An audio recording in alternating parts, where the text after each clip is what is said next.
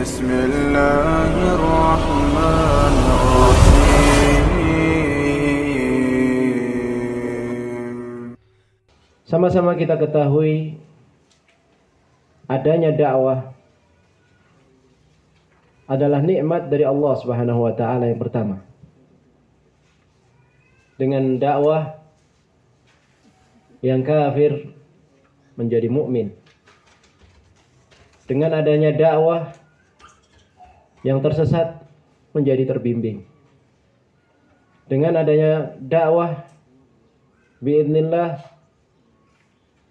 kita tahu bagaimana seharusnya kita beribadah kepada Allah Subhanahu wa taala.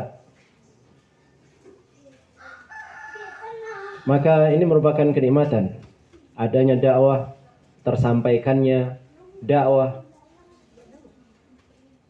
kepada diri kita, keluarga kita, masyarakat kita, maka ini merupakan nikmat yang besar dari Allah Subhanahu wa taala.